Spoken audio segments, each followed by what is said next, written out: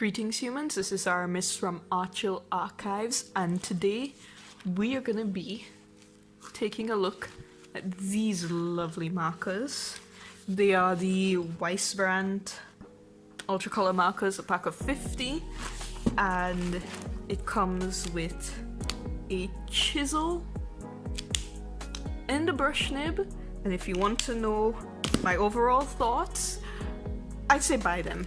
Honestly, these are the best markers that I've used so far, even though I've used more expensive markers. And you're not gonna get quality like this for a price like this from anywhere else, especially not a brush and a chisel nib.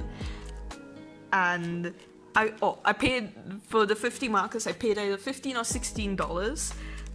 And even though it came with two colorless blenders, I have to say it's definitely worth more than what I paid for them. So that was a summarized version. Let me get into more detail about what I think. So it's a round barrel, kind of thick. I like it. This is an Ohuhu marker, also kind of thick. This one feels a little bit thicker, but they're almost the same size. This is from the skin tone set, the brush and bullet nib.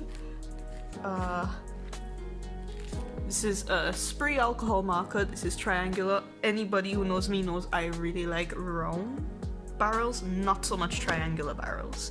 But I still like these markers though. And then this is a Bianyo marker. It is square. It's fine. I don't mind it. But these two are bullet and chisel nib.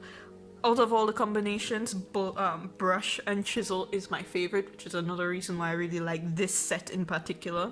I don't really use bullet nibs at all. Even if it's bullet and chisel, I'll just use the chisel nib. And if it's bullet and brush, I'll just use the brush nibs. I just don't use them. Put that to the side. Now let's look at the color selection. And that's it right here. Let's go down a bit. So these are the colors, and I think for a 48 set, the color selection is pretty fine. Personally speaking, I would have preferred to get a light orange and a pale purple, or maybe one that's more in between the dark and the light purple, because I can mix these two and get an okay gradient, but only if I use a colorless blender. So that's a problem.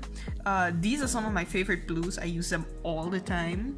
I love this one as well. There are a bit too many greens for my taste, but overall, I think this set, the color selection, will give you a good idea of how markers work if this was your first set. I would also prefer another warm gray, but beggars can't be choosers. Also, it's only 48 markers, so again, there's only so many different colors you're gonna get with 48 markers. And overall, I do in fact like the color selection. Now, in my Bianyo marker review, let's put this aside, I mentioned that they run on the same color scheme as a Weisbrandt. So I did in fact get some in the Weisbrandt set that I already had, so like the warm grey, those were duplicates. These two reds, I also have those. These purples, I have those as well. But I do have some original colors that didn't come in the Bianyo 144 set, and those would be these right here, and I really like these. I get a nice skin tone mix with these two colors and with this and this, I think.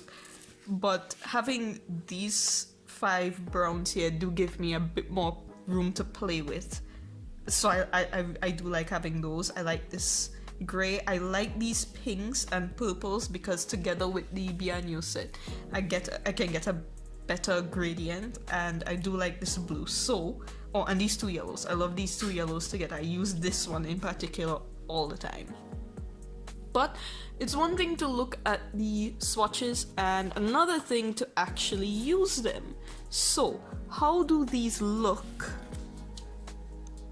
in a piece? And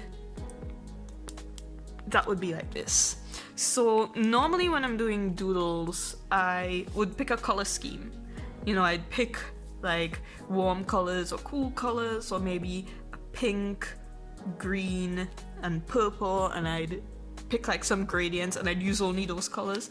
But because I was testing on these markers, I really just wanted to use all the Weisbrandt colors. Yeah, I really just wanted to use all the right Weisbrandt colors to give a better idea of how it's going to look if you were to use them. And I think they came out pretty well.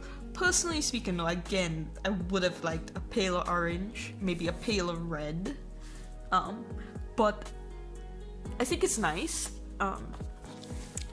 This drawing, these two characters were done using the Bianio marker set, but this was with colors that I have in the Weisbrandt set, so you can still draw these characters with the Weisbrandt set. This one, again, was colored with both of them. But this one was done with the Weisbrandt set alone, and I really like how it came out. These are characters I have not introduced yet, but my love and adore. So yeah, you can get some pretty good skin tones. I think Caden's skin tone is the only one I use the Ohuhu markers for, but yeah, it looks fine. And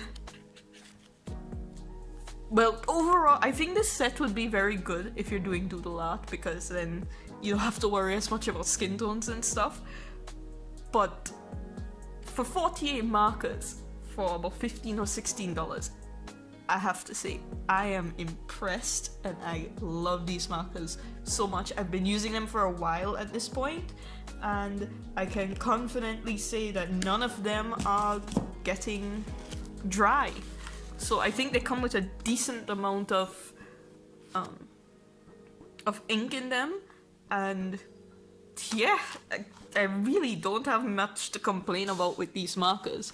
As of the day I'm filming this, they're out of stock. I think everybody bought them because they were such good markers.